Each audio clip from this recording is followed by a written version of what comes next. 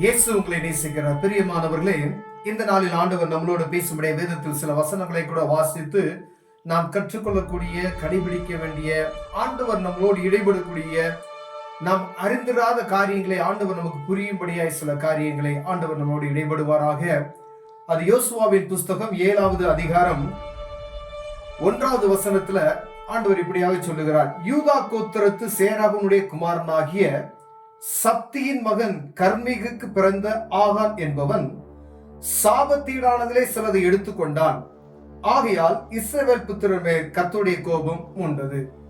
பிரியமானவர்களே, ஆண்டவர் இந்த இடத்துல யூதா கோத்திரம் சேராகனுடைய குமாரனாகிய சப்தியின் மகன் கர்மிக்கு பிறந்த ஆகான் என்பவன் தெளிவா அந்த இடத்துல ஒரு பேரை குறிப்பிடுறது நம்ம பார்க்க முடியுது. பிரியமானவர்களே, பாருங்க, அவர் என்ன செஞ்சா அப்படின்னா, சாபத்தினாலே சில ஆண்டவருக்கு விரோதமான காரியத்தை செய்துட்டார். அவர் இது நிமித்தமாய் இஸ்ரவேல் ஜனங்கள் முழுவதும் நெருக்கப்படுகிற ஒரு சூழ்நிலை. அது நம்ம அநேக முறைகள் இந்த வசனத்தை நம்ம வாசித்திருப்போம். யோசுவாவின் புஸ்தகத்தை அந்த 7வது அதிகாரத்தை இங்க வாசித்தீங்கன்னா, ஆயி பட்டணத்தை பிடிக்கும்படியா யோசுவா வேவுக்காரர்களை அனுப்புகிறார். அவர்கள் போய் பார்த்து வந்து, அதுக்கு ஒரு சின்ன பட்டணம், அங்க இருக்கிற மக்கள் சாதாரணமான மக்கள், ஒரு 2000 பேர் 3000 பேர் போனா அந்த பட்டணத்தை நாம் பிடித்து விடலாம் என்று எளிதாய் அவர்கள் இருதயத்துல அவங்க பார்த்த சூழ்நிலைகளை எல்லாம் பார்த்து அவங்களுக்கு தெரிகிறது, அங்க கொஞ்சம் பேர் இவங்கெல்லாம் சாதாரணமான ஆளுக தான், ஒரு 3000 பேர் 2000 பேர் போனா போதும், அவர்களை சாதாரண நிர்மூலமாக்கி விடலாம் என்று அவர்கள் யோசித்து இதை யோசுவாவிடம் வந்து சொல்லுகிறதை நான் பார்க்க முடியும். பெரிய மாணவர்களே, ஆனால் யுத்தத்துக்கு போகும் பொழுது அவர்கள் இறங்கி மலையை விட்டு இறங்கி வினது 36 பேரை வெட்டினார்கள் என்று வேதம் சொல்லுகிறது. பிரியமானவர்களே, ஜனத்துக்குள்ள, இஸ்ரவேல் ஜனத்துக்குள்ள அந்த யுத்தத்துல மடிந்து போகிறார்கள் ஜனங்கள் என்பதை பார்த்ததும் யோசுவா சரி பாருங்க, அப்பொழுது 6வது வசனம், அப்பொழுது யோசுவா தன் வஸ்திரங்களை கிழித்து கொண்டு அவனும் இஸ்ரவேல் மூப்பரும் சாயங்காலம் மட்டும் கர்த்தரின் பெட்டிக்கு முன்பாக தரையிலே முகங்குப்புற விழுந்து தங்கள் தலைகள் மேல் புழுதியை போட்டுக் கொண்டு கிடந்தார்கள். ஒரு எதிரி நாட்டுக்காரர் மத்தியில நாங்கள் விழுந்து போய் கிடக்கிறோமே, ஜனங்கள் மடிந்து போகிறார்களே. யோசுவா தேவ சமூகத்துல முறையிடுகிறார். யோர்தானை கடக்க செய்தது இதுக்கு ஆண்டவரே அப்படின்னு சொல்லி, நீங்க தானே என்னை போச்சீங்க அப்படின்னு சொல்றாரு. பாருங்க, ஒரு பெரிய ஒரு ஆசீர்வாதம். நீங்க ஒரு நம்ம இஸ்ரவேல் அப்படின்ற ஒரு கோத்திரத்தை வைத்து நாம் பார்த்து கொண்டு இருக்கிறோம்.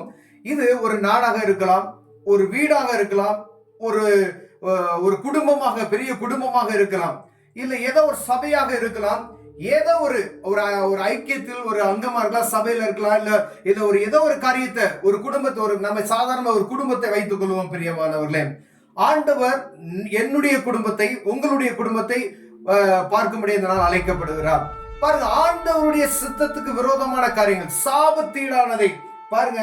அந்த யோசுவா இப்படி போய் தேவ சமூகத்துல கதறுகின உடனே ஆண்டவர் பாருங்க, அப்பொழுது கர்த்தர் யோசுவாவை நோக்கி, எழுந்துரு, நீ இப்படி முகக்குப்புற விழுந்து கிடக்கிறது என்ன அப்படின்னு சொல்லி கேட்கிறார்.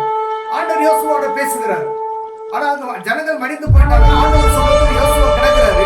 இதே போலதான் நம்ம வீட்டுக்குள்ள, ஏதோ ஒரு சபைக்குள்ள, ஏதோ ஒரு குடும்பத்துக்குள்ள நாம் தேவ சமூகத்துல கதறி கதறி கதறி அழுதாலும் அதற்கு சில சபைகளை விடை கொடுக்காது, சில நஷ்டங்கள் வந்து கொண்டே இருக்கிறோம்.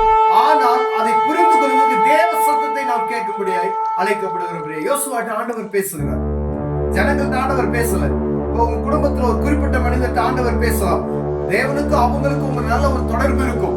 அப்படிப்பட்ட ஆட்கள் ஆண்டவர் பேசும் பொழுது பாருங்க சொல்றாரு, இஸ்ரவேல் ஜனங்கள் பாருங்க, இஸ்ரவேல் பாவம் செய்தார்களே, நான் அவர்களுக்கு கட்டளையிட்ட உடன்படிக்கையை மீறினார்களே, சாபத்தீடானதை எடுத்துக்கொண்டதும் களவு செய்ததும் வஞ்சித்ததும் தங்கள் பட்டப்பாடிகளுக்குள்ளே வைத்துக் கொண்டதுண்டே அப்படின்னு சொல்றாங்க. என்னத்தை அப்படின்னு கேட்கிறாங்க.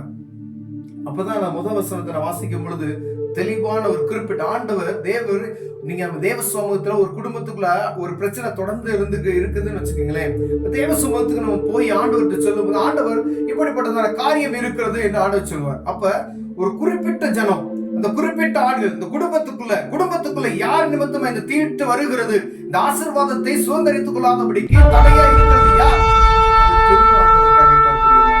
அது நமக்கு தெரியும்.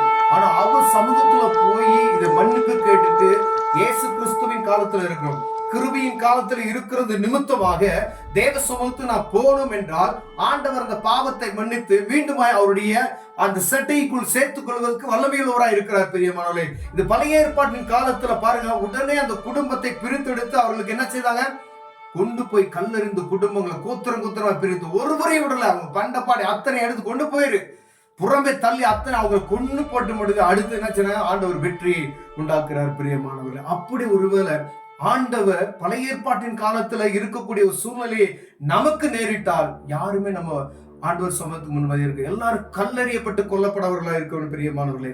அநேக நேரங்களை நம்ம வச்சித்து வைத்திருக்கிறோம். சாபத்தின் ஆண்டவருக்கு சொந்தமான பொருளை நம்ம எடுத்து வைத்திருக்கிறோம். காணிக்கையை திருடுகிறோம். அநேக காரியங்கள், ஒரு காரியத்தை நாம் பொருத்தனை செய்து விடுகிறோம். அந்த பொருத்தனையை மீறி அதற்கு மேலாக நாம் செய்யும் பொழுது ஆண்டவருடைய பணத்தை நாம் வஞ்சித்து வைத்திருக்கிறோம். நான் அதை செய்கிறேன், நம்ம அநேகர் அதை செய்கிறோம். ஆனா புரிந்து கொள்வதற்கு முடியல பிரியமானவர்களே. என்ன சாபத்தின் ஐயா? ஏதோ ஒரு காரியம். என்ன காரியம்னா ஆண்டவருக்கு சொந்தமான பொருள். பாருங்க, ஆண்டவர் சொல்றாரு, நீ அந்த ஆய்பட்டணத்துக்குள்ள நீ போகும்போது, அந்த எரிகோக்குள்ள போகும்போது அங்க இருக்கிற எந்த ஒரு பொருளையும் நீ எடுக்க கூடாதுன்னு சொன்னார் ஆண்டவர். ஒருத்தர் என்ன செய்யறான், ஒரு பாபிலோன் சால்வை பார்த்தது அழகா இருந்தது எடுத்து வச்சுக்கிறான். ஒரு வெள்ளி பாலத்தை எடுத்து வச்சுக்கிறான். தங்க பாலத்தை எடுத்து உள்ள வச்சுக்கிறான். அது வீட்டுக்குள்ள தோண்டி வைக்கிறான். அவன் தோண்டி வைக்கும் பொழுது அவன் மனைவி பார்க்கிறான், பிள்ளைய பார்க்க, எல்லாரும் பார்க்கறாங்க. அப்ப இந்த குடும்பம் முழுவதும் என்ன செய்யறாங்க, ஒருமனப்பட்ட அந்த பாவத்துக்கு ஈடாகிறார்கள் பிரியமானவர்களே. அப்ப பாருங்க, இவர்கள் நிமித்தமாய் முழு இஸ்ரவேல் ஜனமும் என்ன செய்றாங்க, பாதிக்கப்படும். இவர்கள் நிமித்தமாய் 36 பேர் மடிந்து போகிறார்கள். தேவ சமூகத்துல போய் நாங்கள் மடிந்து போகிறோமே என்று சொன்ன உடனே ஆண்டவர் யோசுவாவோட பேசுகிற காரியத்தை நான் பார்க்க இந்த நாள்ல உங்களோட பேசுகிறார், என்னோட பேசுகிறார் பிரியமானவர்களே. ஏதோ இது ஒரு 5 நிமிடம் இந்த செய்தியை நம்ம கேட்பதற்காய் அல்ல, என்னுடைய வாழ்க்கையில ஆண்டவர் ஒரு அற்புதத்தை செய்வதற்கு தடையா இருக்கிற காரியத்தை இந்த நாள் பேசியிருக்கிறார். அதே போல உங்களுடைய காரியத்துல ஆண்டவர் இதை செய்யாத, இதை நீங்க அந்த காரியத்தை எடுக்காத அப்படின்னு சொல்லியிருந்தாருன்னா அது எடுத்து வைத்திருந்தா சாபத்தீடான காரியம். அப்போ ஒரு ஆசீர்வாதம் சுதந்திரிக்க முடியாதபடிக்கு அதை தடை பண்ணி போகும். அநேக நஷ்டங்கள் வந்து கொண்டே இருக்கும். அப்ப தேவ சமூகத்தில் நீங்க போகணும், அலசி ஆராய்ஞ்சு பாருங்க, ஆண்டவருடைய பொருள் நம்ம என்ன வச்சிருக்கிறோம், ஆண்டவருக்கு விரோதமான காரியம் என்ன செய்திருக்கிறோம் என்று ஒவ்வொரு நேரமும் அதை உச்சரித்து நம்ம பார்க்குமானால் ஆண்டவர் அதிலிருந்து விடுவித்து நம்மை பாதுகாக்க வல்லமையுள்ளவராக இருக்கிற பிரியமானவர்களே. ஒருவேளை இந்த காரியத்தை எனக்குள்ள இருக்கிறது, ஒவ்வொருவரும் இதை அலசி ஆராய்ந்து பார்ப்போம். ஒரு பெரிய ஆசீர்வாதத்துக்கு நேரம் நீங்க போக வேண்டியவங்க, ஆனா ஒரு குறிப்பிட்ட இடத்துல மட்டுப்படுத்தி கிடக்கிறீர்கள் என்றால், நான் ஆண்டவரை அறிந்து கொண்டேன், பல ஆண்டுகளாக உருண்டு ஓடிட்டது என்று சொல்லிக் கொண்டு இருப்போமே, ஆனால் ஆண்டவர் உங்களோடு தான் பேசுவோம். ஏதோ ஒரு பெரிய பட்டணத்தை சுதந்திரித்துக் கொள்வதற்கு ஆண்டவர் உங்க மேல் சித்தம் வைத்திருக்கிறார் பிரியமானவர்களே. கண்களை மூடவும் செய்வோம். ஆண்டவரே, இந்த நாள் எங்களோடு பேசினதுக்காய் நன்றி ஆண்டவரே. ஒரு சாபத்தீடான காரியம் முழு இஸ்ரவேல் ஜனத்தையும் பாதித்தது ஆண்டவரே. எங்க குடும்பத்தில் இருக்க ஒரு நபரின் நிமித்தம் எங்க முழு குடும்பம் பாதிக்கப்படுகிறது ஆண்டவரே. எங்க சபையில இருக்கிற ஒரு குடும்பத்தின் நிமித்தம் முழு சபையும் பாதிக்கப்படுகிறது ஆண்டவரே.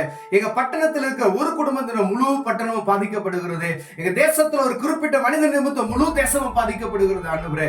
இந்த நாள்ல நாங்க சரியா இருக்கிறோமா என்று அலசி ஆராய்ந்து பார்க்க ஆண்டவரே எங்களுக்கு உதவி செய்வீராக. எங்க பாவங்களை மன்னித்து ஈசோப்பினால் கழுவி, ஆண்டவரே இரத்தத்தினால் கழுவி எங்களை பரிசுத்தப்படுத்தி மீண்டும் அவர் பந்தியில் சேர்த்துக் கொள்வீராக. எங்களுக்கு வைத்திருக்கிற ஆசீர்வாதத்தை சுதந்திரிக்க தடையா இருக்கிற எல்லா தடைகள் விலகி போவதாக நான் ஜெபிக்கிறேன். இயேசுவின் நாமத்தில் பிதாவே, ஆமென்.